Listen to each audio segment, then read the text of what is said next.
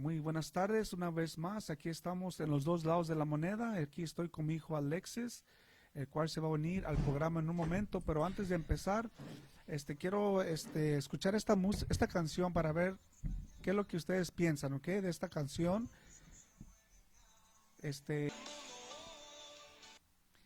hay una esperanza para el mundo hoy, mis queridos hermanos en Cristo, aquí estoy con mi hermano, iba a decir, es mi hijo Alexis Ayala. Primero, antes de empezar, quiero pedir disculpas a Nayeli y a mi hermano George. No estaba seguro si hoy íbamos a hacer el programa, pero sentí ese llamado al último momento y dije que sí, pero después ellos se ocuparon en otras cosas. Una disculpa, mis queridos hermanos.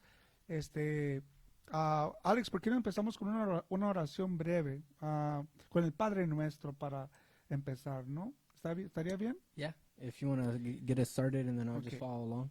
Okay, vamos a decir, you want to say it in English better? Yeah, I think I feel a little bit more comfortable in English. Okay, entonces nos ponemos en el nombre de nuestro Señor Jesucristo, en el nombre del Padre, del Hijo y del Espíritu Santo. Amen. Our Father, who art in heaven, hallowed be thy name. Thy kingdom come, thy will be done, on earth as it is in heaven. Give us this day our daily bread, and forgive us our trespasses, as we forgive those who trespass against us.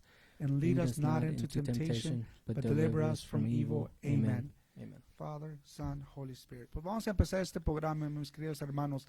Este programa le llamamos los dos lados de la moneda, porque aunque ustedes no lo crean, son dos lados de la moneda. Aunque Alex es mi hijo, ¿verdad? Y él creció conmigo la mayoría del tiempo, pero yo sé que él tiene sus propios pensamientos y sus propios ideales, pero como dice la canción, al último los dos tenemos esa crianza de creer en Cristo, ¿no? Sí. ¿Cómo estás, Alex? ¿Cómo has estado? Dinos. He estado muy bien. He tenido un tiempo de no estar trabajando por todo lo que está pasando en el mundo al momento. Ajá. He tomado mucho de ese tiempo para pasarlo pues aquí con ustedes. Vengo a ayudarte con el programa un poquito, como no tengo mucho que hacer, y la otra parte me la estoy pasando con Jessica, pues mi novia. Oh, okay. You can also speak in English, Alex, whatever you feel more comfortable with, whatever you think is best, you know. Yeah. Just I want you to sound natural. I don't want you to sound nervous. I know you don't like being on camera much, but you know.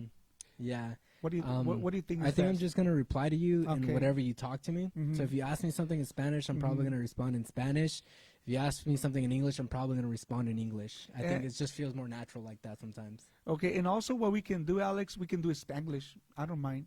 Yeah, well, that's pretty much all I know is Spanglish, because that's what we grew up with, right? Yeah, I mean, it's pretty hard when you're trying to learn English and Spanish growing up. I mean, obviously in our household we talked a lot of Spanish. Mi ma Soledad, she talks Spanish. My Tiana, my Tio Enrique, everybody in the house spoke Spanish, so that's obviously what I grew up learning. Yeah. But then you go to school and like maybe 1 in 2 kids know Spanish, and the teacher probably doesn't know Spanish. It's all English, so then you learn English, and you kind of just end up mixing the languages together. Yeah. So you, like you said, you end up getting Spanglish. You just kind of say whatever you think sounds right, like lonche. Like that's not a real word, but I always say, "Okay, vamos a agarrar para lonche," you know? Yeah. Or what was the other one I told you a couple of days ago? Oh, because it said, "Tu orden te está esperando." I was like, "How's your?" It just didn't make sense to me the way.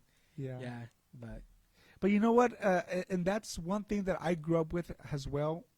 You know, my mom spoke to me nothing but Spanish. Mi mamá me habló nomás en español. Pero en escuela demandaban que yo tenía que aprender inglés. That's how it is. You know, y ahora cuando quiero hablar en español, como que el cerebro como que se me hace tweak. Yeah, you get like tongue-tied. Yeah, tongue-tied, you know? Because sometimes I feel like I'm trying to like, especially now when I'm talking Spanish, like I understand it fairly well. Yes. But it's like sometimes I feel like I'm almost like translating it for myself in my brain. Yeah. So it's like I'm thinking something in English, but then I'm also trying to think of the translation to say it back in Spanish. Like I don't think I'm actually thinking in Spanish or anything like that. I don't know if that made sense. You know, it does, because sometimes even though like we're trying to do that translation, but sometimes your mind gets so frustrated and trying to translate those words, like you don't know what language to speak, like Spanish or English. Yeah. Y en veces te frustras y le respondes a tus papás de una manera que en veces se oye como golpeado, you know? Yeah, like upset. Yeah, you get an upset tone, yeah. another thing that happens to me a lot is I can't pronounce words sometimes. So like, especially if it's a brand new word, it happened to me at work. Yeah. It was another word for intoxicated, but it was like abbreviated or something like that. Yeah. I still can't say, but it was that word, and I was trying to sound it out, but I was trying to sound out every single letter. So when I ended up saying it the first time, it didn't sound anything like. I tried to I think there's like a silent letter in there that you're not supposed to say, and I was trying to pronounce it using that letter, and it doesn't work like that. But yeah. Well, Alex, pues te quiero dar las gracias por estar conmigo, porque estamos estrenando micrófono. Acabo de recibir este micrófono, lo acabamos de ordenar. ¿Cómo se llama este micrófono? It's Audio Techna, so we're testing it out. Yeah, see how it sounds. So, si nos están escuchando por ahí, hermanos, por favor, díganos cómo se escucha este micrófono y cómo se escucha el micrófono de Alex, para saber si se están sonando bien, ¿verdad? Yeah. So, otra cosa, Alex, que te quiero dar. Eres un niño, bueno, siempre desde chiquito fuiste un niño muy activo, ¿no? You were always active. You were always doing something. You know, I remember in high school, you were very active in sports in school. So, and then you went to college, te fuiste al colegio, a la universidad, y también estuviste trabajando y estuviste estudiando a la misma vez. Y ahora, como dices tú, las cosas cambiaron. ¿Cómo te sientes? How do you feel? I'm going to respond to this one in English. Okay? Yes, do it. So it was very, very difficult because it's like you said, like once I started college, I started a full-time job at the same time. So I've always gone to college and I've always had a full-time job at the same time. I normally don't work part-time until recently that I moved down to part-time. But prior to that, it's like I'm so used to always being busy, always having something going on, that this change of pace, that it was almost like I personally didn't notice how much I was actually doing until they said, hey, you can't be doing anything. And it's almost frustrating to always be inside the house now. Like, I mean, I started taking Pablo to the park and we started playing tennis. So that was like another activity that I had to like, that you don't realize that you're doing. Yeah. But it's like once you're in quarantine and they say, hey, like, you know, try to stay inside, it almost like drives you crazy. Yeah. Because I feel like I'm not doing anything all day besides watching like Disney Plus, which is like what I'm basically doing. It's just like I wake up, I eat, and then I watch Disney Plus all day, and then, you know, I go back to sleep. And it's actually thrown off my sleeping pattern really bad. You can ask Jessica. Yeah. I'm actually not sleeping till like 5 in the morning right now. Really? Yeah. So usually like before I would fall asleep late, like around midnight, before the whole quarantine happened. And then like a couple days into it, I started falling asleep like around 3, 4, 5 in the morning. So I'm up all night. Like, and it's not that I'm not tired. It's not that I'm tired and I can't sleep. It's just my sleep pattern has been like shifted almost because I'm used to like doing nothing all day. So when it comes to nighttime, I'm not tired. Like there's nothing for me to rest from, you know? Yeah. So it is it's definitely like a shift of environment for me. Well, Alex, and I have to ask you this: who did you get that from? I mean, why are you so active? Who did you see that was so active in your life? I mean, you grew up, you know, with pretty much, like I said, with myself, and you know, but a quién miraste que era muy activo para mantenerte ocupado? I think our whole family's always been like that. We're not the kind of family, I guess, that we just stay put. I mean, even, you know, my Tiana, like just from seeing her work all the time, and you know, you and Michelle, you guys are always involved in the church, and you guys are a part of something, you know, whether it was giving like the daily classes. I know you signed me up to be like an altar server at one point. Yeah. So I was doing that. So it's always been, we're involved in something, whether it's a church or whether it's something athletic or yeah. Ok, me acaban de decir que casi no me escuchaban en el micrófono, so me lo voy a tener que pegar un poquito más. Alex, pero hablabas de Michelle y yo. ¿Cómo fue crecer en ¿cómo se dice? How was it for you to grow up with a dad who was always working, who was always into school, and who always was into church? How was it for you? Was it difficult? Was it simple? Was it something like, you know, tell me. I don't know. I always been wanting to ask you that. Yeah, to be honest, it was kind of like when it first started, you know, when you're younger, you know, your mentality changes as you get older. But if I gave you my point of view from when I was younger, and you and Michelle were always going to the classes, you guys were always doing the weekend retreats and stuff like that, it got annoying after a while.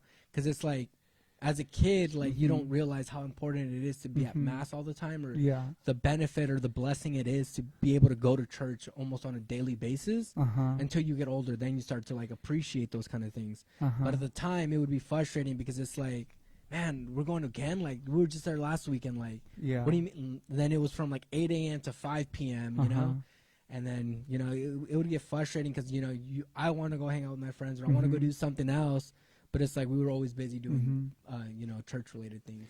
And you know what, Alex, qué bueno que dices eso, porque en veces, como dijiste tú ahorita, nosotros no, cuando estamos jóvenes, no apreciamos, ¿verdad?, la fe o no no muchos, ¿verdad?, no todos, ¿verdad?, pero algunos de nosotros no llegamos a apreciar lo que tenemos en el momento.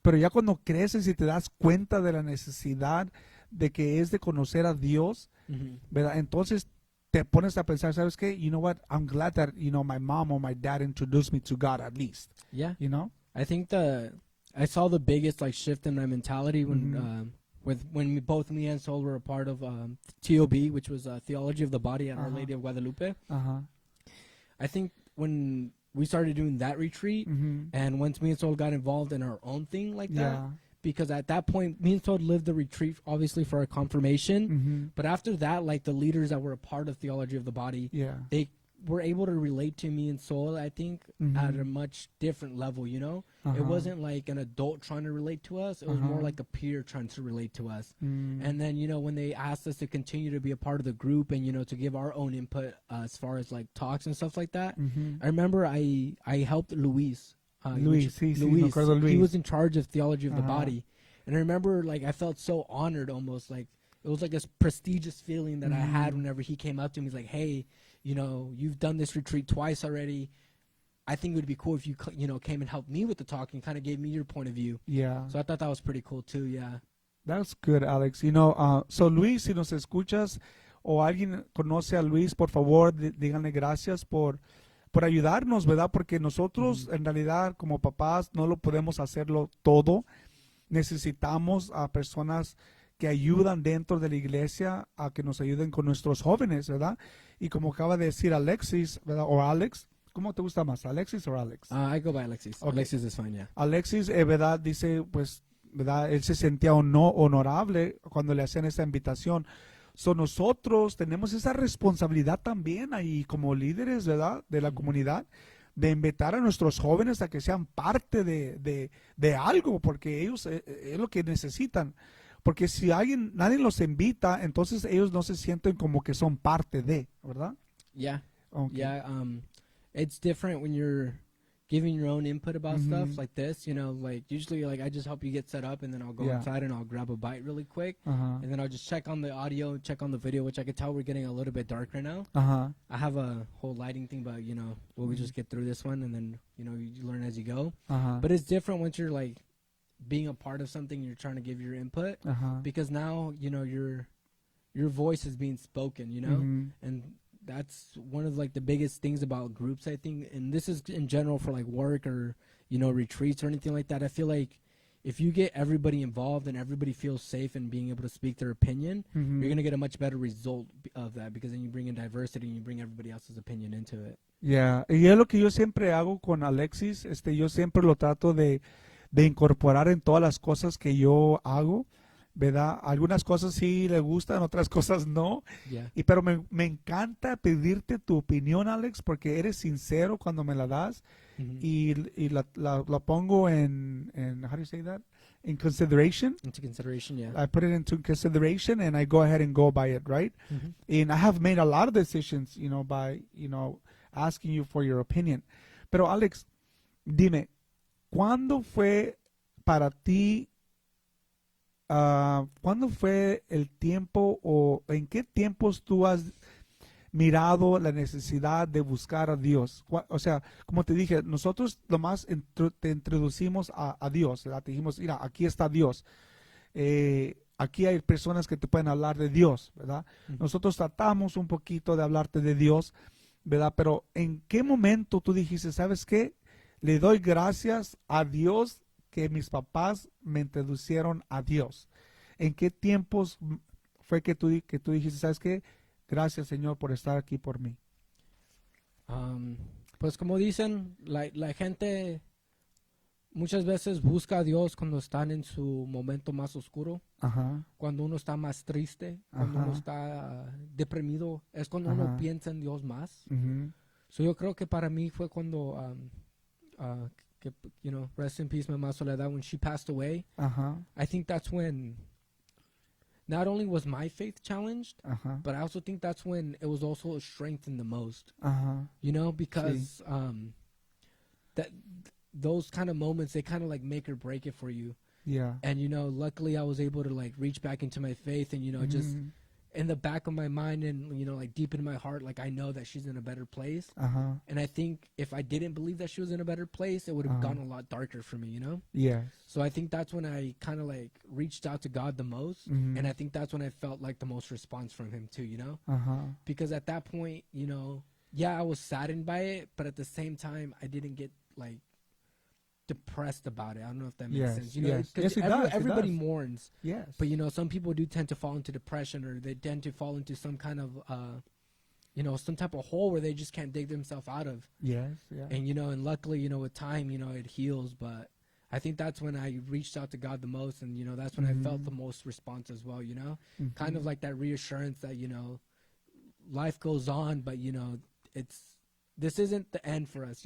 Yeah. And I think that's what got me over that hill the most, was knowing that this world that we live in, that all this material that's here, yes, it's all temporary. Yes. And at the, once we cross over to our next life, and we go to meet God, and we go to judgment and all that, that's where, it all matters, I guess, that's the eternal life, I guess, is what I'm trying to talk about. Yes. That's where I got my reassurance that everything gets, that this is just going to be temporary. They say that term like YOLO, and you only live once, and that's true. But you only get one life on this earth, and then you move on to your eternal life. Yeah. And that's the one that counts. And you know what, Alex? I have to be honest with you. That is when my faith was also challenged. Porque en esos tiempos ya tenía yo dentro de la iglesia como unos 4 años, yo creo, o 2 años dentro de la iglesia. Y yo creo que Dios me preparó para ese momento difícil en mi etapa, porque nunca yo había perdido a una persona que yo quería tanto, ¿verdad? O que significaba mucho para mí. Pero cuando conocí a Dios, ¿verdad? Y Él me da la oportunidad de conocerlo mejor. Fue ahí en ese momento cuando pierdo a mi mamá. Bueno, no la perdí, pero cuando ella fallece. Fue cuando yo recuerdo que lloré como un niño en el hospital y se me sentía que entraba como una tercera dimensión en la cual no podía salir, pero gracias a las oraciones que hice en ese momento, logré salir de esa mentalidad que tú acabas de mencionar, de que entras como te pones tan triste, que entras como en momento de depresión. Pero gracias a Dios y confías en Dios de que esa persona está en un mejor lugar y sales de allí. Claro que como dices tú, sí me puse triste en esos momentos y lloré mucho, pero después ahí sentí una paz que Dios me enseñó a través de las escrituras, que ahí no termina todo, ¿verdad? Yeah. Que hay un momento donde hay un lugar donde la persona va y está mucho mejor que en la que estamos en estos momentos, ¿verdad? Yeah. ¿Alguna pregunta que tengas para mí, Alex? Not really. I mean, you're the one that invited me on here. I thought you were going to be ready with all the questions and stuff like that, Well, I do have a lot of questions for you, Alex, and going back, another time where you felt that when you felt challenged by your soccer skills? My soccer skills? No, I mean, No, I mean, I played soccer when I was younger. I wasn't very good, I remember playing defense. I remember really, really liking defense. I don't know if I ever told you this. Yes. I really, really liked playing defense because Yeah. I got good at playing defense. I wasn't afraid to get aggressive and, go for the ball. That was my position. And then you moved me up to middle. Yeah. And that's where it kind of went downhill for me, because once you go up to middle, once you go into forward, you have to get into like the whole juke, and you have to go into more ball control. Defense is more you're fighting for the ball. Yeah. And as soon as you get it, you look for that open person and you just pass it to him. Or, you're just popping it out of out of there so that they don't score. Versus middle, you need a little bit more control. You need to be, be able to juke better. You need to be able to dribble with the ball. And I felt like that was one skill that I just wasn't able to develop at that time. And that's kind of where it got like less fun playing soccer, But I mean, luckily, everything that you do, it builds up to the next thing you're going to do. So that's why when, people get upset about failing at something or not being good at something, it's kind of like, okay, well, you weren't good at that, but, some of those skills transfer over to the next thing, Because of soccer, I had really good footwork, so whenever I went to go play, flag football, or I went to go play basketball for my school, I was able to make the team. I wasn't the best, but I had the foundations already there, Same thing, I carried over to high school whenever I did, wrestling and I did tennis. It just, everything carries over to the next thing. And I think that's one thing people overlook. It's, whenever you fail at something, or not fail, but you're not great at something, or something doesn't work out for you, you got to take whatever you learn from there, the good things that you learned and the mistakes that you made, and build it forward to the next thing, Yeah. But, You know what, Alex? Thank you for sharing that with us. And I do remember, being part of that in your life. It was very special for me. Yo acababa de salir del colegio y quería yo que siguieras mis pasos, pero pues claro, sabemos que Dios tiene un plan para cada uno de nosotros, ¿no? Pero una de las preguntas que yo te pedí fue cuando estuviste aquí conmigo, cuando te di la noticia de que me había enfermado, ¿no? Yeah. De que me había enfermado, y recuerdo que me puse muy triste y lloré y te dije, ¿sabes qué, Alex? Pues estoy enfermo con la enfermedad de fibrosis, con la misma enfermedad con la que mi mamá falleció. ¿Cómo te sentiste tú en ese momento? ¿Qué sentiste tú en tu mente o en tu corazón? I remember at first, when you told me, I just remember holding you and hugging you. I told you everything was going to be okay. And it's not that I wasn't worried, but I remember my Ma Soledad living so long with it. And thinking like, man, my Ma Soledad lived with this for a while, and, she was able to still live for a while. And so I wasn't worried right off the bat. But then as time went on, I did get a lot more worried because of how fast your condition was developing and how fast everything was happening. Like I remember you telling us in March, and then by May you were hospitalized already because your lung kept collapsing. And I remember being so scared at the same time, like just like, damn, like my dad could pass away like the next day. And even now, like whenever you call me or whenever Michelle calls me or Sol calls me, like, I know I get so scared of, like, what that phone call is going to be about, And I think that's one of the things that I struggle with the most right now is that call. So, that's why whenever you call or whenever Sol calls me, whenever Michelle calls me, I try to pick it up on the first ring. Yeah. Because I never know what that call is going to be about. Luckily, it hasn't ever been anything, like, threatening or anything like that at the time. But it's like, I just remember at first not really knowing what to feel, which is probably like shock, I guess, because it's more shock at first, and then once your emotions start to settle in, you start going through fear, and then once you get and that's the one thing that I'm trying to get over right now is fear, because fear can dictate your life in such a bad way that it's scary, because once you get scared of one thing, your whole life is almost dictated by it, and so I think that's like right now, like I always try to keep myself busy. Like I started doing YouTube again. Why? Because it keeps me busy. Yeah. I started doing, I wanted to come out here and help you with the podcast because it keeps me busy, Yeah. And I don't let that fear like try to like dominate my life or something like that, Yeah. Y es donde te quería dar las gracias, Alex, porque tú estuviste ahí conmigo casi todo el tiempo, ¿verdad? Como tú dijiste, pasar por esta enfermedad de la ¿cómo se llama? Fibrosis. Pulmonary fibrosis. Fibrosis pulmonar no fue fácil. Claro que tuve mucho soporte también de la comunidad, de Nuestra Señora de Guadalupe, de los sacerdotes, de las siervas de Jesús sacramentado y los oblatos de San José.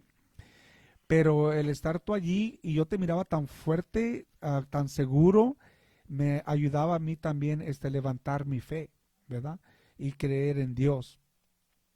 Y como te digo, sabemos que, y eso es la razón por que estamos haciendo este programa, es para hacer conciencia en todas las personas allá afuera que no creen que esto de las enfermedades sí atacan a uno. Les puede tocar a cualquier persona, especialmente ahorita que nos están diciendo nuestros líderes, ¿verdad? Ya sea como políticos o religiosos, que tenemos que tener cuidado con eso del coronavirus. Mis hermanos, yo pasé por una enfermedad que casi, pues sí, me llevó a pensar en comprar mi propia casa en el panteón. Porque acuérdate que compramos hasta nuestro propio lugarcito ahí, ¿verdad? Y dijimos, ¿sabes qué? Tenemos que comprarlo por si llega a suceder. Yeah. Y estaba leyendo ahorita, Alex, y es lo que yo quiero saber, tú como joven, ¿cómo es que piensas? ¿Por qué en vez de los jóvenes pensamos que no nos puede pasar a nosotros, ¿verdad? What do we I think the reason that young people are so willing to take chances and take risks and stuff like that, like you're saying, there's a lot of people that, and probably like a majority of the younger generation that, you see all those memes about the coronavirus and things like that, like, oh, and everybody's making jokes about it. And I think one reason probably is, it's a way to, not compromise, but, you kind of deal with it like that, it's a coping mechanism. Yeah. And it's kind of like me, like, like it's probably a coping mechanism for some people. Some people probably don't take it serious because there's so much. We live in a world where social media dictates almost everything that we do. Yeah. So whether or not you're on social media, you probably know somebody that's on social media. Yeah. And that person probably influences you in one way or another. So it's kind of like we have all these people reporting all these negative things, about the coronavirus and how many people are infected and, how many people are passing away from it, unfortunately. But it's like, I don't follow those kind of things. So to me directly, like the coronavirus it's not something that I'm too worried about, I guess you could say, because I don't follow those kind of outlets and I don't follow the things that, the negative side of that kind of stuff, Yeah. So it's like, what was your question again? It was something like, why is like why don't we get like why don't young people get involved? I think or it's worried. I think it's one of those things that if you're not affected directly through it, you don't think it's gonna happen to you. Yeah. And that's just something that it's just a mentality that younger people have, I think, because we haven't experienced as much as other generations, Yes. For example, probably people that have lived through wars and the Great Depression and people that have gone through recessions and have first-handedly been affected by things like that are probably more likely to take some kind of economic thing more seriously because they know, hey, like this thing can really happen, Yeah. Versus like younger people, like we've never been affected by a pandemic. I remember like Ebola came around like when I was in high school. And again, I had never been affected by some kind of disease where it was so big and widespread and contagious that it's like, oh my God, it's life-threatening. That like I just took it as a joke. Like everybody was making the jokes about it and stuff like that, And it's like now it's like they do with the coronavirus too. It's like oh he coughed, like he's infected, like it's like you get home, it's like oh my God, like I have coronavirus because I went outside, and it's like we take it as a joke because we don't think we are going to be affected by it, To us, it's kind of just like another thing in the social media. Oh, y fíjate, Alex, that's true because when I was your age, lo que pegó fuerte fue lo que llamamos ahora el HIV. Y yo recuerdo que tenía como unos 22 o 21 años cuando trabajaba para una clínica y en Los Ángeles. Y fue cuando pegó muy fuerte lo que es el SIDA. And that's another, it was very strong. Yeah, it was scary. a very, people were afraid. Pero yo como joven, la verdad, no entendía mucho lo que era como dijiste tú, una pandemia, ¿verdad? Un virus que puede matar a alguien, ¿verdad? No tenía mucho conocimiento, no había mucha conciencia dentro de mí para decir, ¿sabes qué? Sí, estoy preocupado, ¿no? Pero fíjate lo que dice aquí. Look what it says right here. Federal judges have placed the first limits on a governor's emergency powers, and it deals with, oh no, this is not the one I was reading. Oh yeah. Which one? Yeah, can you read this one for me? I forgot my glasses. Yeah, the first one. It says federal judges have placed the first limits on a governor's emergency powers, and it deals with abortion. Judges blocked Texas, Ohio, and Alabama from shutting down abortion facilities amid the coronavirus pandemic. U.S. District Judge Lee stated there can be no outright ban on such procedure. So ahí miramos, ¿no? Cómo hasta los políticos dicen, ¿sabes qué? No, tenemos que primero poner en primer lugar lo que es el coronavirus, ¿no? Right? Yeah, so I think according to this, they're not allowed to shut down the abortion facilities. They're because I think a lot of places are being shut down, and like I think the biggest ones that are being affected right now are small businesses. Like this is probably going to be the worst time for a small business to be owned. Yeah. And hopefully, if you have a lot of local businesses, I would try to support them versus like the bigger brand, because they're going to be the ones affected most by this. Because a lot of those small businesses, they're not considered essential, so they have to be closing. They can't be operating, and a lot of those are going to be the ones that are depending on that income from directly that job. So I think what's happening here is that the abortion clinics are, unfortunately, they're being considered essential. Yeah. Y fíjate que aquí I have another article which talks about that, about small businesses. Let me see right here. If you can help me find it, follow up on the media. Pelosi media bias, no. Stay home. Sterilizing masks. Okay, I think I lost it, but I'll find it again. But it does talk about, small businesses and stuff like that. Yeah, I mean... Pero tenemos que hacer conciencia, ¿no? O sea, tenemos que hacer conciencia de que esto sí nos puede pasar, especialmente ahora que vienen Easter. Mucha gente va a querer estar juntos con la familia. Por favor, tengan precauciones. Escuchen lo que dice la iglesia, escuchen lo que dice nuestros gobierno, ¿verdad? Señora María Salceda, muy buenas noches, ¿cómo está? ¿Todo bien? Bendiciones a usted también. Sí, aquí estoy con mi hijo Alexis, no sé si miraron el programa desde el principio. Y otra cosa que te quería comentar, Alex, tú viviste el tiempo de... tú estuviste aquí cuando ofrecieron esa misa para mí, pero dijiste que tuviste que salir de ahí, ¿verdad? So, ¿sí te acuerdas cuando dieron la misa para mí? Cuando el día que recibí los pulmones? I think, yeah, they, Michelle, I think, called me. Michelle called me that day that they had found a match. And I called him to work, and I told him I can't go to work today. I'm going to L.A. Because that's where you were at the time, was L.A. And I remember going to the mass, and they were, they were giving the mass for you, but I left early because I went to L.A. So I left town like around 5 p.m., and there was so much traffic that I was lucky that, Jessica was with me at the time, to keep me company, because it was a long trip. There was a lot. I'm really happy that she was with me, because it kind of helped me like stay calm, and luckily, I got there safely. And then, I remember waiting in the lobby, and we were just waiting to see how the operation went. And I remember I just couldn't sleep. Like Michelle, she had waited till I got there to rest. And I told her, just, lay your head down, like try to rest a little bit. And I remember I just couldn't sleep, and I was just on my phone. And Jessica was next to me, and she was like passed out too. She was asleep already. Yeah. And I just didn't fall asleep until they came and told us what happened. And what went through your mind? What went through your head?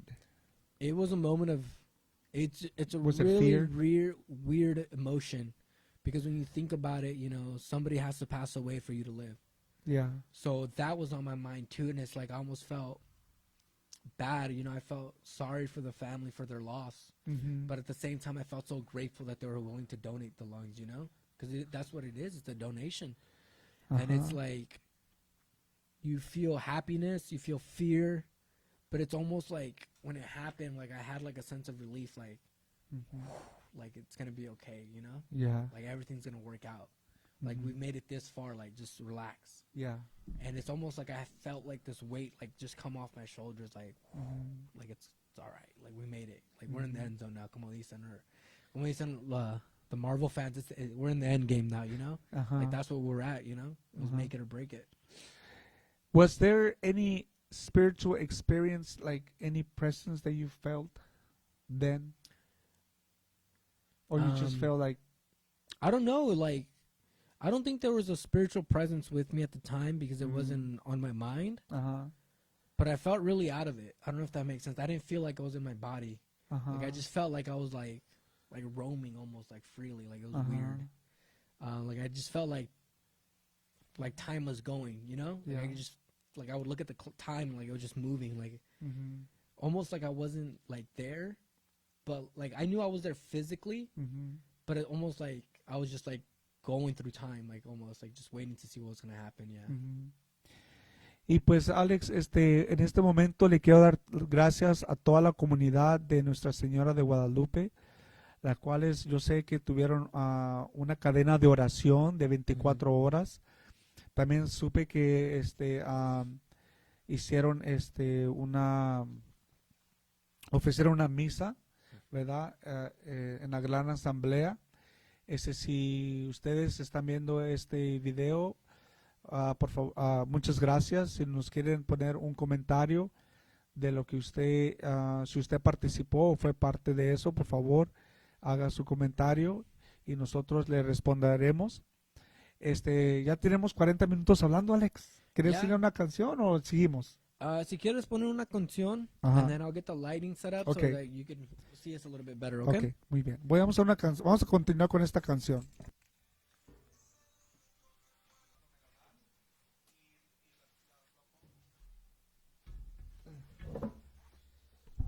Bueno, pues ahorita Alex está poniendo las luces. Yo voy a estar aquí, vamos a poner otra canción para seguir platicando con mi hijo. Tenemos mucho de qué hablar, pero pues sabemos que no hay mucho tiempo, ¿verdad? A ver, déjame ver, aquí tengo a mi hermano. Le mando muchos saludos a mi hermano José. Le mando muchos saludos a mi hermana Ana. También le mandamos saludos a... Déjame ver aquí cómo estamos. Ok. Vamos a poner otra canción mejor. Otra canción para que ustedes puedan apreciar el amor de Dios, ¿verdad? Déjenme ver. Encontré una canción muy bonita de un sacerdote, no sé si les va a gustar. Ese sacerdote, canta rock and roll. Se llama Padre.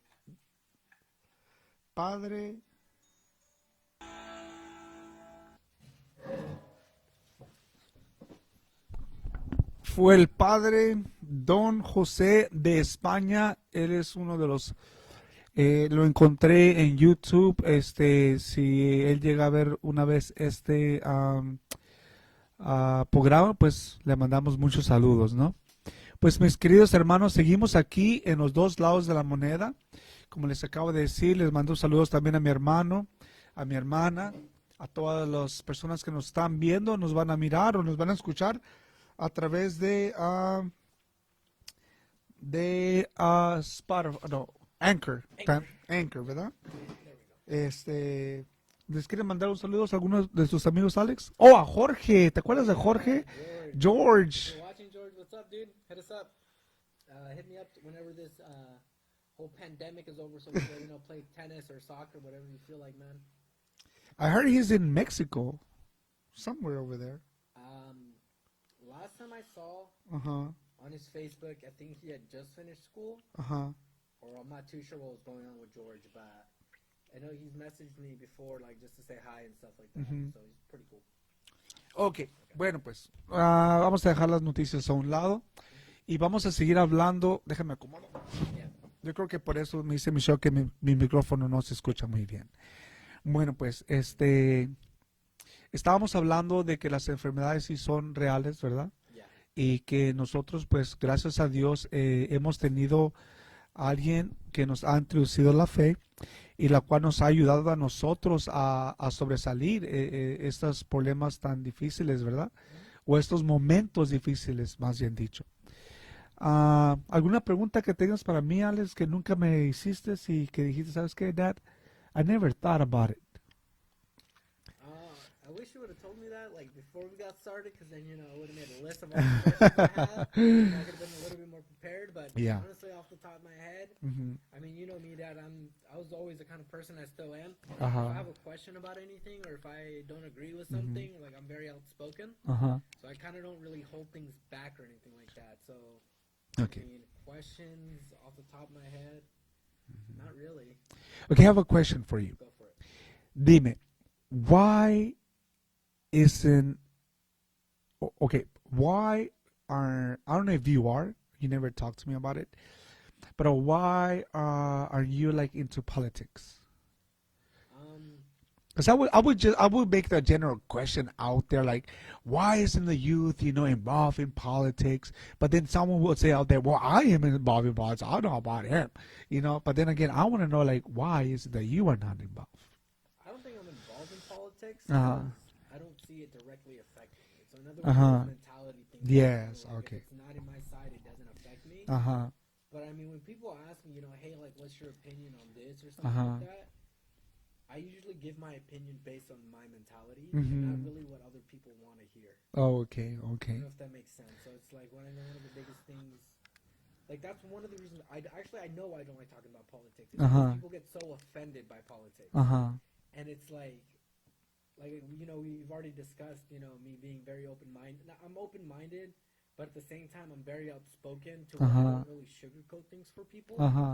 So it's like you said, like when you ask me something, I'll straight up tell you what I think or what I think is the right answer. Yeah. And it's kind of like politics is one of those things that it's like if you say one thing, Yeah. it can offend the whole world.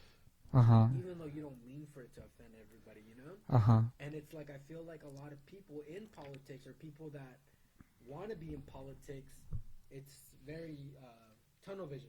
So it's either you agree with me or you don't. I don't know too many people that are able to like hear something like very controversial or something that they don't agree with and be like, we could still be friends. It's okay that you think the X and I think Y.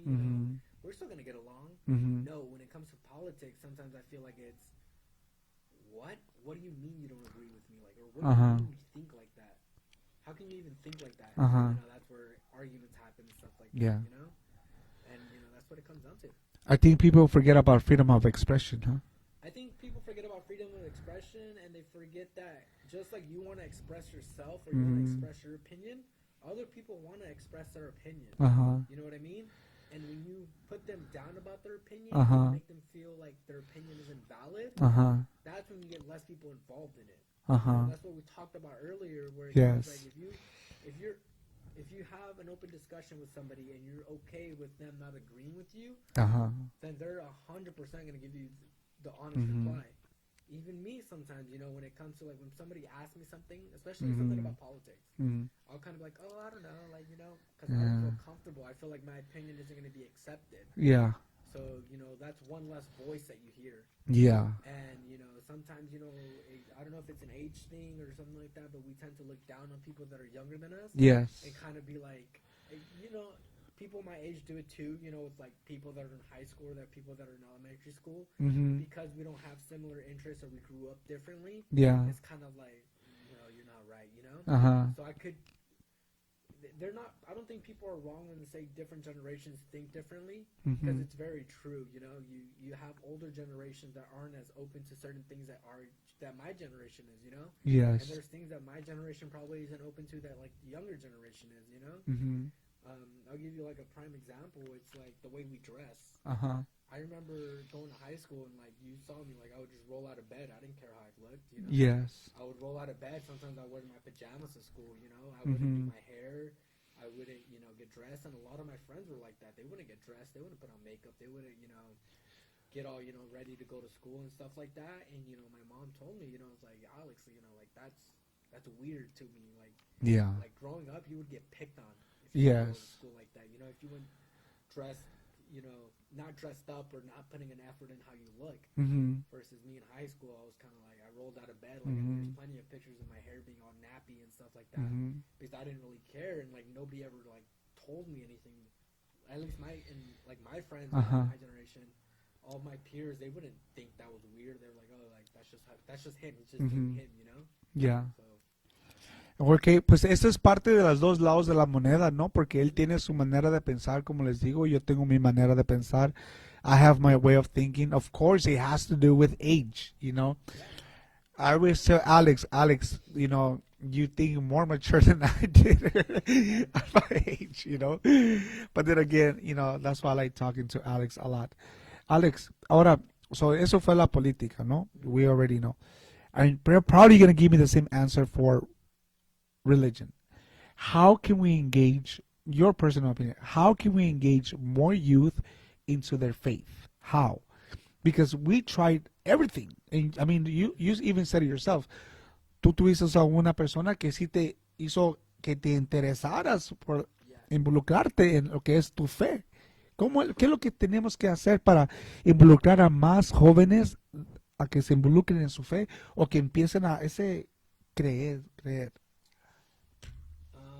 I think, yeah, like you're right. It's the same answer that I've been giving all night. It's one thing is you have to make it interesting for them. It has to be. To me, I couldn't relate to church sometimes because I didn't feel like the scenarios that were given during mass. I didn't feel like sometimes they were very relevant to what I was going through. So I remember, and I don't know if you remember this, but you used to always ask me what the mass was about. And what I would do was, because I couldn't focus, I would only listen to when the father or whatever priest was, when the priest was relating it to the real world. Oh, okay. That's when I paid attention. So whenever the lector would go up and they would read the verse or the Bible, I didn't pay attention because I didn't understand it. That wasn't interesting to me. What would be interesting to me was when the father, the priest, would come up and he'd be like, okay, well, like, what do you guys think about today's reading? Yeah. It's a general question you always ask, like, oh, what do you guys think? Yeah. But then, whether it be Father Larry or, one of the other fathers, he would then transcribe it into what it meant in the real world. In today's world, how is what's happening in the Bible still relevant to what's happening to us in every single day? Yeah. In everyday life. And I think it comes down to knowing what the kids are going through. Yeah. So they always say you can't help somebody if you've never been in their shoes.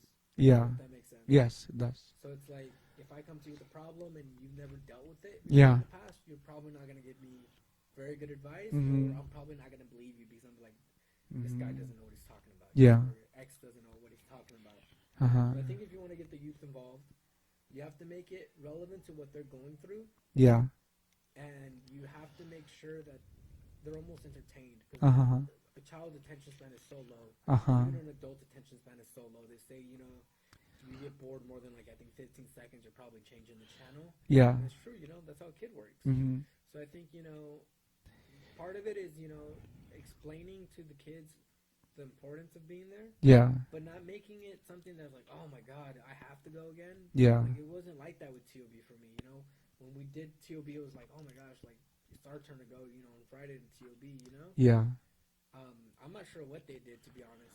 I'd probably go find Luis and ask him, like, how'd you get involved in TOB? Yeah. What was the other one? It was in Spanish. I forgot. They had a big outfit. Saulo de Tarso? Saulo de Tarso. Yeah. George used to go to that one. Yes, George George. would always try to get me to go to that one. But for some reason, I would always go to TOB. Yeah. For me, TOB was my family. Yeah. My group. Okay. So it's like, I think to get the kids involved, or the younger generation, it has to be something that's relevant to their life. Yes. It has to be entertaining. Entertaining, yes. And it has to, you have to gain their trust. Because, when you're younger, trust is everything, Because if you lose somebody's trust, even as you get older, trust is like the biggest thing. Like, if you don't trust somebody, Yeah. you're not going to open up. You're not going to tell them what you really feel, what you're going through, And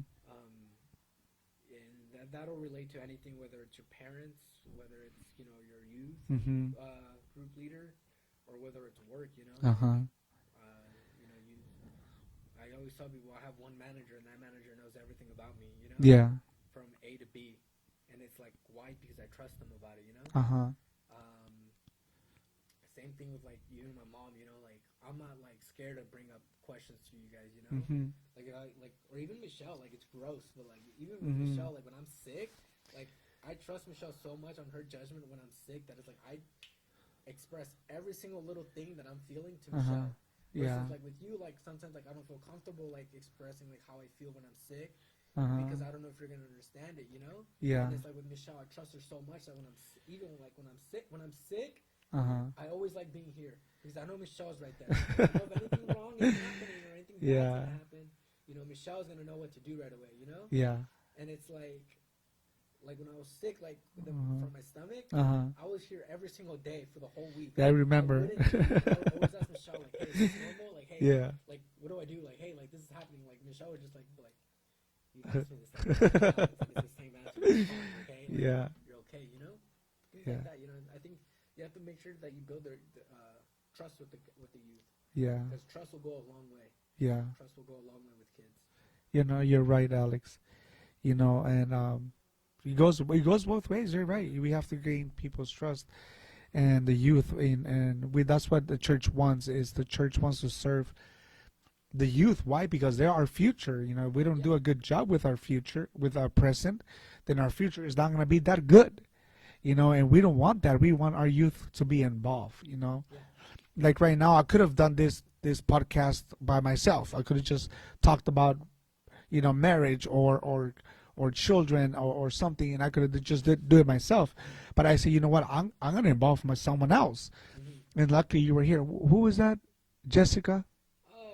Alex, you need to speak up. Okay. Yeah, it's just that we get so used to like not speaking up. Yeah, so we needs to be like over here then, because I'm looking at you when I talk. Yeah. I have to look at somebody when I talk, whether it's them or it's you. I have to look at somebody when I talk. So that's why I try to grab the microphone now when I speak. I think I feel more comfortable when I. My name is. I am. No, okay. Let's continue. So. Remember when I was little and I wanted to be a rapper? Yeah. You remember that? Right? And I remember one day you came home, and this is like I have like random memories like this. It was like 3 or 4 or 5 in the morning. Like, yeah. It was more like 5 or 6 in the morning. Yeah. It's early to me because I don't wake up early. And you're like, Alex, wake up. I don't know. I think you had just gone to go run or something like that. You ran into somebody at the park or something. And I was like half asleep. And you started playing the CD for me. It was this Christian rapper. Oh, yeah. And I think his name was like Kalo or something like that. Yeah. His rapper name was like Kalo. Yeah. I remember Oscar was the one that actually ended up really liking it. I remember we'd drive around in the car, and if it wasn't, we would listen to either Linkin Park, Guns N' Roses, what was the other one? I remember. La Reggaeton. Yeah. Or Kalo. It was one of those 4 CDs. Let me see if I can find him on YouTube right now. I tried finding him on YouTube. No? I couldn't find him. Oh, man. That CD was cool. Like, yeah. CD, like, it was like actual rap music. It wasn't cringy rap music. Like, it was somebody that was expressing themselves. But it was all like church related. You know what? Right here, talking about rap, you know, I try to follow different kind of Christian music. You know, I know a lot of people like to stick to only one kind. But like, for example, right here, look, let me introduce you this little beat. And this is Mexican Christian rap. Look. Conmigo no hay quien se meta. Yo ando con el jefe de los jefes, neta. Protegido 24/7, sin barrio, sin armas, viviendo con calma. Yo no tengo miedo porque Dios cuida mi alma. Con más léxico que el ebook, pronto patrocina Reebok. Y en México sonando rolas de la 4ª tribu. Como no, si ando yo con el león, campeón invicto, manica. Del lado de Jesús. A mí no me hables de tu barrio, de que controlas la calle. Si hace falta drogarte para no ser un cobarde. Mientras tú siempre andas loco y dices que no hay quien te cambie. Esa vida que llevas está avergonzando a tu madre. Tú y tu actitud de real gangsta indajú. Te crees malandro solo por fumar, creepy, creepy, cool. Y aunque juegas con la muerte, le temes a un ataúd. Yo no le tengo miedo a nada, si muero voy con Jesús. Yo no tengo miedo, sé que seré probado en el fuego. Prefiero ser real aunque eso me cueste dejar mi ego. Yes, thank you. Oh, so we have to speak out. Maybe, oh, your phone is off, dude. Oh, Your microphone was my off. microphone all was this off. I time. turned it off. Oh, wow. Oh, what about now? Yeah, check it. Thank you. Oh, so you guys missed this You guys missed my conversation. whole conversation. Oh, It's all man. right. It's all right. You should have just done this. Yeah, I know. It's fine. But then again, you know, like I said, I always try to listen to different kinds of music, you know, for the same reason, because like you said, it expresses what they're going through, you know? Yeah. You know, so that's very good. Okay, Brownie. You're Brownie. killing it, my guy. You're killing it. Wow, I can't believe I had my mic. Yeah, and I remember I turned it off. Oh. Yeah, I had it off. Yeah, Okay. the microphone was off. See? These are things that we don't learn as we go. It's It's okay, okay. though. I'll start over. So what happened? So what happened? No. My dad used to be a rapper. No, he used Oh, to live man. whoppers. My brownie. Don't bark, brownie. I remember when we first got him, because we had first moved in here, Yeah. and the first thing me and Oscar did was throw him in the pool. And yeah, luckily he could swim, but yeah, the first thing we did was throw Brownie in the pool when we got here. Because It's she saw Jessica, that's why. Yeah. He's like, who are se you? volvió. Se volvió. ¿Dónde está el Se otro? voló. Where's my, ¿Dónde está mi compa? Where's Yoshi at? Yeah, No. where's Yoshi? We always bring him, but they fight sometimes. That's the only thing. I was gonna say Uh-huh. he came with the house, huh? Yes. Yeah, he came with the house. Yeah. Yes, That's funny. when we rented the house, you know, they He came here. gave us this house. Okay, Brownie, please let me concentrate. Okay, vamos otra vez al tema, ¿verdad? El involucrar, hablamos de involucrar más a los jóvenes en lo que es la política.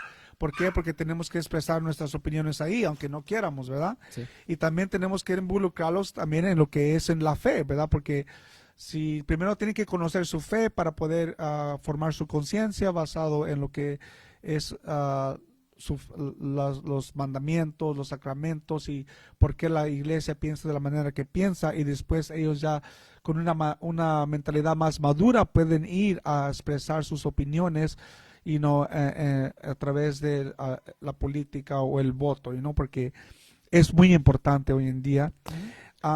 Dime, Alex. I was gonna say it's crazy to think, but I'm turning 23 this year, Yeah. and I'm still not registered to vote. Oh, That's how I'm telling you te voy a jalar las Yeah. orejas en mente. Yeah. A ver, cubre la cámara. I have a lot of friends. Yeah. I have one friend in specific Yes. who rides me about registering to vote, Uh-huh. but I have never voted since I've turned 18, and I've Oh. never registered to vote. Okay. And I think that's an example of somebody who of the youth not being involved. Like, I don't know how many people, are my age or around my age and aren't registered to vote, but it's kind of like, it'd be interesting to hear why you guys aren't registered. I've said it Yeah. before. For me, it's just politics is one of those things that I've never been involved in, or I don't openly talk to about with people. So that's, I think, why I don't register to vote, because it's like, if I'm not going to talk about it, then... Pero ¿sabes qué, Alex? Yo creo que tú nos acabas de dar la razón ahorita, porque dijiste, no puedo yo ir a votar a algo o por alguien que no me involucra, ¿verdad? Y especialmente si voy a expresar mi opinión, lo que primero que me van a hacer es cállate, tú no sabes, o no puedo creer que tú no piensas como yo, ¿verdad? Todas esas cosas cuentan aunque tú no quieras, ¿no? So tenemos que hacer nosotros un poquito más de esfuerzo, involucrar a las demás personas, especialmente a la juventud, porque como te digo, son nuestro futuro. Yeah, I think right now one of I don't know, I could be wrong, but they say like Bernie Sanders is the people of the youth, I'm sorry, that Bernie Sanders is the voice of the youth. Yeah. ¿Y cuántos años tiene? How old is he? Old. He's like Bernie 80, Sanders is old, yeah. 80, 70? I don't know. But I don't even know, but like whenever I hear Bernie Sanders, like the first thing I think is like, oh, free healthcare. Yeah. What is something that the youth doesn't want to pay for? Healthcare, nobody wants to pay for healthcare, but it's like, oh, free healthcare, that sounds awesome. Or what is it? The tuition assistance that he preaches about and stuff like that. And it's like, how you asked me, like, how do you involve the youth earlier? And I said, you have to relate it to things that are relevant to them. Yes. That's what Bernie Sanders is doing, I think. I don't follow him. I would assume that's why a lot of people follow him. A lot of my friends seem to be pro Bernie Sanders. they think that he'd make a great president and stuff like that. I don't really know what I feel about him, just because I haven't really followed any of the presidential campaigns or anything like that.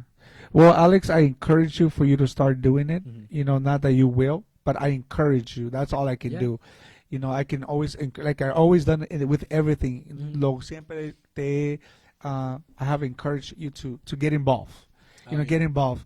But Alex, you touch a very good subject right now. You see, you say something and something comes up. Yeah. Dijiste tuition, school Yeah. tuition. A lot of students end up with a lot of tuition. Yeah. Tuition, mija. Tuition, por favor. Sorry, that was serious. Pon atención, Siri. Tuition, you know. ¿Cómo le hacemos, Alex, para que la juventud pueda ir a la escuela sin que estaba con un gran debt? Porque hay mucha creencia de que si vas a la escuela vas a acabar con una cuenta larga que no vas a poder nunca pagar. So I was very, very, very extremely blessed to have graduated from, you know, a 4-year university, Cal State University, Bakersfield, without a single penny in debt. I managed to go 4 years straight to CSUB and never have to take out a loan. I think a lot of times the youth is divided right now, whether or not college is worth it. Okay. Because you're right. College has this connotation that, oh my God, like I'm going to go to school Yes. and I'm going to graduate with a mountain of debt. Yes. And it's true. Sometimes it happens. Uh-huh. You have the connotation that, oh my gosh, like you don't need college anymore to be successful. Yeah. And that's true. You've never needed college to be successful. And it's like, your question was, how do we do it to not get into debt? Yeah. In regards to school tuition. Yes. I think part of it is, it starts at high school. It starts in junior high and it starts in elementary school. If you educate your kids from the very beginning, if you're very strict on them, well, not strict on them, but you know, if you raise them to value school, it's going to be something that they look forward to. I remember the first time I thought about college. Yes. I was in 7th grade, and I told you, Dad, I want to go to USC. I straight up came home and I told you, Dad, I'm going to go to USC. And why? Because currently I was going to Thompson Junior High. They took us on college trips. I saw the value in school right away. And it came from it started in elementary, from when you and my Tiana and Mama Soledad, you know, you guys were very contingent on me having to get good grades, and you know, A's being like the goal, and you know, B's still not being very good, but you know, always shoot for the A. And you know, as you grow up, you know, I always had that mentality, like, okay, I'm gonna go to school. You know, when you're younger, you don't really think about the cost of it. But you know, you want to go to college, and then you know, in high school, that's where it's kind of like make it or break it. I feel like if you do your best in high school, you can probably graduate with 1 or 2 scholarships at least. You know. You know, luckily I was able to receive 1 scholarship, and you know, the rest was through financial aid. So if you don't know, for some reason, about FAFSA is like the free government assistance. It's all based on your parents' income and your income, I believe. And you know, based on that, and you know, they take into consideration, I believe, your grades and stuff like that. They give you a certain amount of money for free, and they're called the grants. So the first thing you want to do before you start looking into loans is you want to look into grants and scholarships. Most times you don't have to pay back a grant. So if you get on a grant, it's literally free money that you get to use for school, and you don't have to pay back. That's the first thing you want to look for, is grants and scholarships. The next thing you want to do is, if you do have to take out a loan, don't borrow more than you need to. And this is another thing that a lot of people do when they're in school, is they get approved for a $4,000 or $5,000 loan, but in reality, you only need $1,000 to pay for that class and books. So now you're borrowing $3,000 with interest. You know what I mean? Yes. So it's kind of like, if you want to go to college and you don't want to pay for it, you know, you're gonna have to, you're gonna have to do really good in high school, I think. Yes. Get really good grades, you know, make sure that you get into, you know, you get really good grades, and you try to apply for as many scholarships as you think you qualify for. Yes. B, if money is an issue, you can always start off at a community college. They tend to be a lot more affordable. The first 2 years of any program, I believe, are always considered general education. Yes. So even if you're in engineering, well, engineering is a little bit different because you get some classes waived. But if you just want to do your gen ed first, which is usually the first 2 years, you can do it at a community college, and you're still going to transfer. You just want to make sure it transfers. C, I think you're going to want to make sure that, you know, you're not borrowing more than you need to. Mm-hmm. And then, you know, if you don't have the opportunity to go to college and not pay for it, Mm-hmm. then you should work that much harder while you're in college to make the connections. Mm-hmm. Just because you go to college doesn't guarantee you a job. Mm-hmm. You know, a lot of students, you know, they go to school and then they go to class, though it's sad to say, but most students, you know, you can find the answers online. Yeah. So Yeah. you find all the answers online and you don't really learn anything. Mm-hmm. You're just copying and pasting. Uh-huh. And that's really bad because when you go to apply for an internship and they ask you a certain question, Yeah. you're like, I don't know. Uh-huh. But it's like, you got to know those kind of things, you know? So if you're paying for it, you know, you work that much harder for it, you know? Mm-hmm. While you're in school, I feel like once you get to college, grades aren't the most important thing. Yes, they're very important. You got to pass your classes the Yes. first time around. That's another thing. Pass your classes the first time around. If you're taking it 3 times, guess what? You just paid for a class 3 times. That's money you could have saved. Yeah. Try to make connections while you're in college Mm-hmm. because that's what's going to land you the job once you get out. Yes. Yeah. You're right. Yeah, I remember you used to be like part of the like all these kinds of programs, and Yeah. you had me drive you almost all through Bakersfield, Yeah. and I didn't mind. I mean, I didn't Yeah. mind, you know, but it was for your future, like you said, Yeah. you know. I was involved in like ASB for school. Yes. You know, I was involved in the 4-Dimension and Dream Builders, which was a really cool program because Yeah. you know, I got to get to know the community a little bit better. Uh-huh. And, you know, and it was those kind of programs. Avid was probably the biggest one that instilled Oh, the value yeah. of college. Uh-huh. I don't know, like, I feel like the youth right now, my generation, is like, Yes. if you're going to college, 50% of the population that's my age is probably going to tell you you're wasting your time. Oh, yeah. It's very common. Even Mhm. people that are a little bit older than me, they're like, oh, college is a waste of time, you know? Yeah. Like, you're just Where do paying you for where do you think something. they got that thought from? It's, I know it has to do with someone who didn't go to college and made it really big out it's there. instant gratification. Uh-huh. Well, yeah, Steve Jobs. Bill Gates. Bill Gates and Steve Jobs. I want to say it's Steve Jobs when that dropped out of Harvard. Was it? I'm like Yeah, almost positive. one of them. One right? of them too. They Yes. dropped out of Harvard, Uh-huh. and everybody uses that Yeah. reference. Oh, Steve Jobs or Bill Gates didn't go to college, and look how Wow. much they're the wealthiest people on earth. Yes. Yes, They are. but Steve Jobs and Bill Gates didn't drop out of pre-algebra. Okay, Uh-huh. these guys are very, very intelligent. Yes. These guys are geniuses almost, you know? Yes. These guys are very, very smart. Yeah. I'm not saying that you don't We're have to be not. smart to be rich, Uh-huh. but it helps. Yes. You know? Yeah. Anybody can be successful. Yes. You have to pick a path. And if that's the path you want to take, you got to go in there running at 110%. Yeah. You don't start off walking. You don't start off jogging. I think you Mhm. got to run Yeah. full sprint Run because with your dream. anything you do, it's going to be competitive. Mm-hmm. There are so many people that have made a living doing YouTube, Uh-huh. and most of them don't have an education. Yes. You're But right. a lot of them, they're very creative. They're very hardworking. Yeah. They're doing things that are being very, very extreme. You know Yeah. what I mean? Yeah. Compared to what some people want to do. Uh-huh. But yeah, that mentality probably came from people that have been successful without school. Mm-hmm. I think small businesses are a prime example of it. You don't have to go to Yes. school to own your own business. Mm-hmm. But having gone to business school, because that's what I majored in was business, Uh-huh. I feel like I did learn a lot about business, you know? Mm-hmm. Some of it was common sense. Some of it was like, dang, like, that's Really? pretty cool, you know? Uh-huh. I think my favorite classes were like the human resource classes because Mhm. it teaches you how to value people. Yes. The biggest thing you learn in business school is Yes. people are your greatest asset. Yes. That's your greatest tool. Uh-huh. Sorry. Yeah, if you treat them good, you know, they're going to respond in a good way. Yeah. But if you treat them bad and you don't pay them good, then, you know, they're not going to want to work for you. Yeah. They're going to want to always look for a better opportunity out there.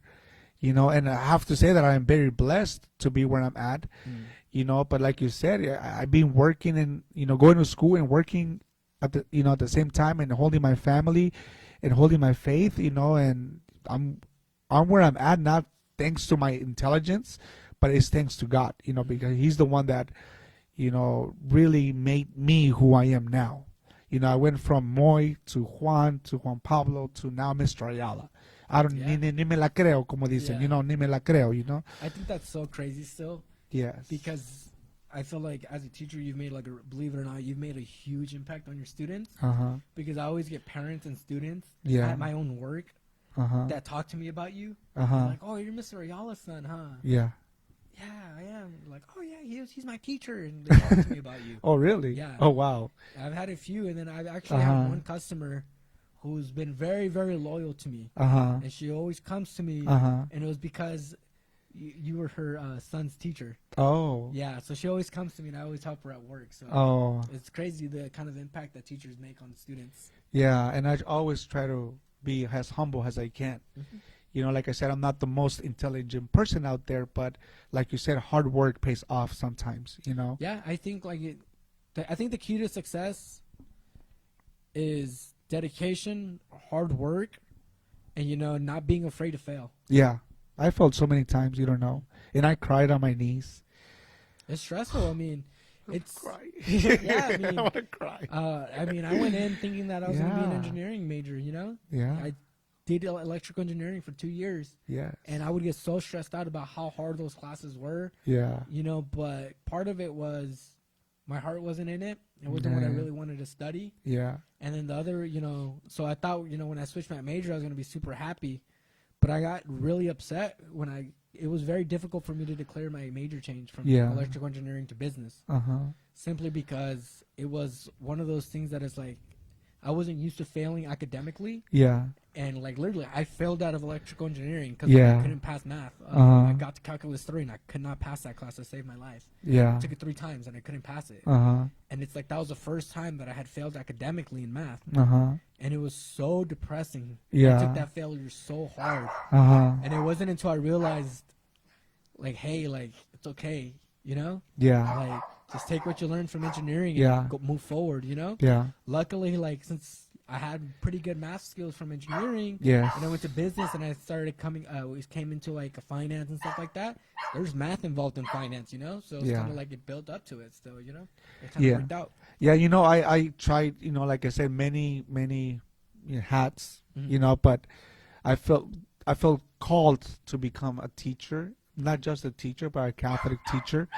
And like I said, I feel very blessed, and I wouldn't change for nothing. Yeah, I mean, unless God comes and tells me I need you somewhere else, then I'll be like, okay, I'll do it. I remember I came to you and I told you that I thought I wanted to be a teacher too. Yeah. And then like it just didn't feel right either. I talked to one of my friends because they were a business major. Yeah. And then I remember because it got my attention. One of my friends, he started a bikini line in college. Like he literally what he would do was he ordered bikinis and he sold them. Oh wow! And I remember sitting there and I was waiting for one of my engineering classes to start. And we were talking. He's like, dude, like I switched to business. I was like, what? Like you're crazy. Like why would you switch to business? You know? He's like, well, I started my own small business and like I enjoy it. And he started showing me his small business and he would order bikinis and he would sell them online.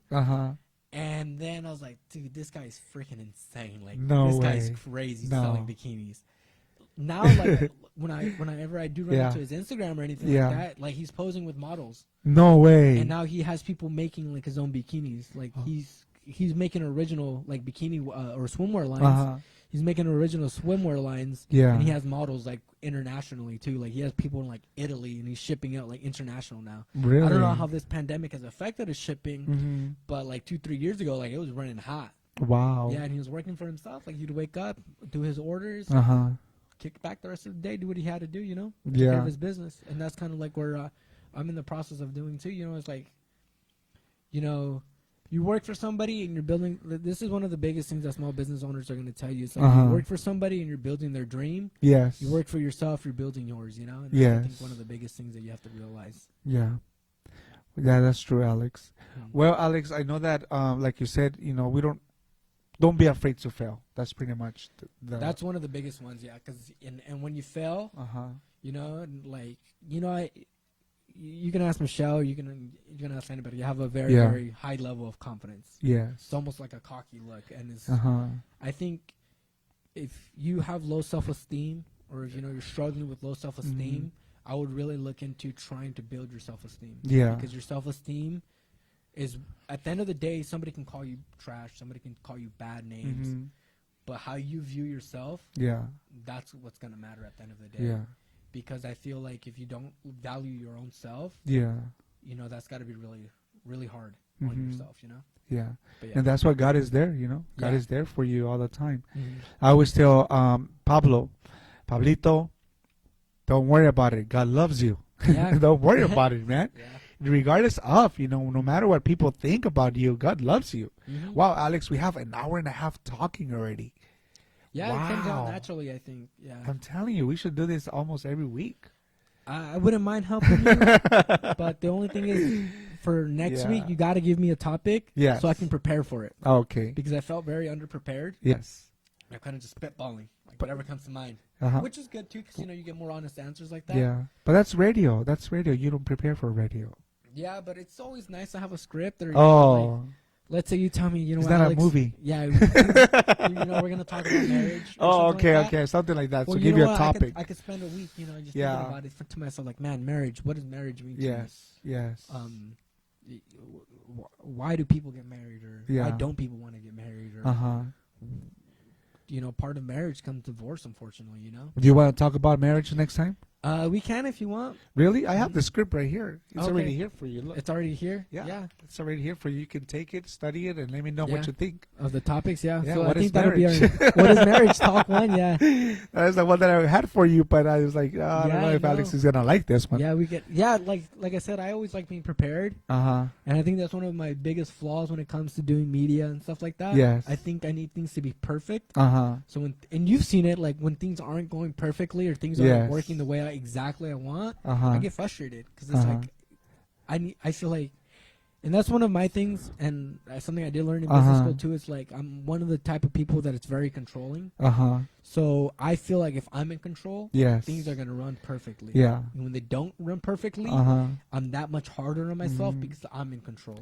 I don't know if that makes sense. Yes, it does, because I'm the same way. I like to prepare myself before I do something, and I want to prepare myself the best I can because I want things to come out like, perfect. But you notice, like today, I didn't know whether this was going to happen or not. Yeah, like we ran into that situation, like that. Like, I cannot tell you how frustrated I was when I was looking at the screen and it was so dark. And it was bothering you. It was bothering me in the back of my head. I'm like, why? Because I know that you asked me to help you because I kind of know a little bit about, setting up the microphones, setting up the live casting, things like that, the webcam, increasing quality, stuff like that. Yes. And it's like whenever it doesn't work out or something's not going good, I blame myself. Like I'm that much harder on myself. I feel like I'm responsible for that. But yeah. And look, we even got a new microphone today. Yeah. Sounds good. Yeah, you got a new microphone, 2 new mic stands, and then a new cable. Yeah. I think going forward, I think we can tweak a little bit with the settings to make sure that, like they said, sometimes it's a little bit harder to hear us. Like we already figured this one out. Yes. This one, that's why I kind of have it tilted. Yes. Because I'm talking down into it. Versus yours, you got to figure out how to position it. Every microphone's a little bit different, so you got to position it so that it feels natural when you talk into it. I really like getting the habit of holding this microphone. And I like it more. I feel like more confident when I'm holding the microphone versus just leaving it like that. That's another topic we can talk about. It's confidence. Things that make you confident, and how your religion can make you more confident. Yes. Like one of the things that I don't know if you've noticed is I wear hats, and that's a confidence thing. Yeah. Because I feel a lot more confident when I'm wearing a hat. That's why sometimes when I get nervous, I'll mess with my hat. I'll go like this, or I'll do the opposite. I'll put it backwards. Okay. I wear hats out of confidence. I haven't worn a hat in like a couple of days.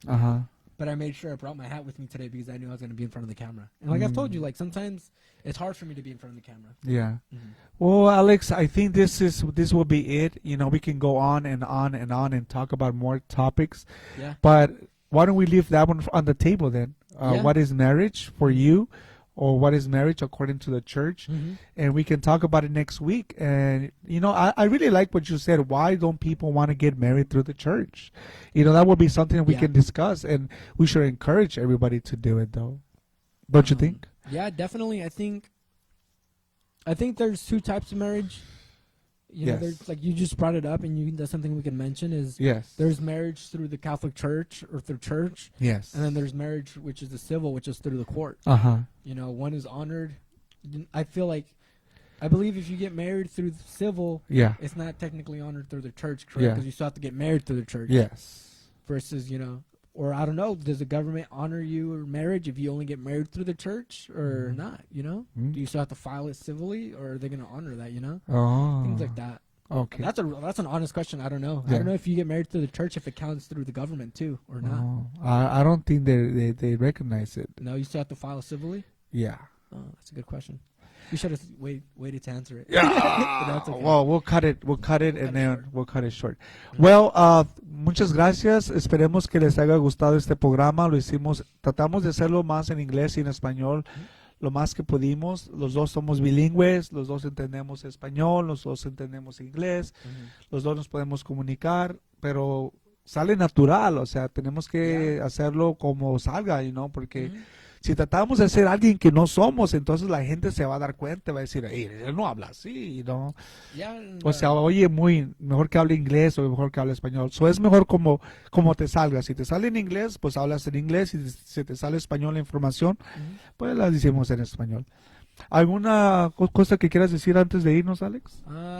Nomás te quiero pedir o decir gracias por gracias tenerme, a ti, Alex. por tenerme hoy, por darme la confianza, sí, the confidence, la confianza de poder ayudarte hoy. Yo sé que me has pedido en el pasado que venga a hablar, pero a veces, para ser honesto, me pongo muy nervioso cuando estoy hablando de la religión o nomás por el micrófono o por la cámara. Los dos me ponen nervioso. Pero yo pienso que después de hablar poquito se te bajan los nervios. Sí, se te va, es que se te va, sale natural, como te digo. Y lo bueno es de que los dos nos gusta platicar, ¿verdad? Sí, nos gusta platicar más o menos. Más o menos. Bueno, muchachos, muchas gracias. Le doy gracias a Dios por darme la oportunidad de estar con mi hijo una vez más. Como les dije, pues estos es los dos lados de la moneda. Y gracias, Dios mío, por darme esta gran oportunidad de estar no nomás con mi hijo Alexis, pero con el resto de mi familia. Y le quiero dar gracias también a mi esposa Michelle por darme la oportunidad de estar aquí, porque sé que pues necesita también allá atrás de las paredes, ¿verdad?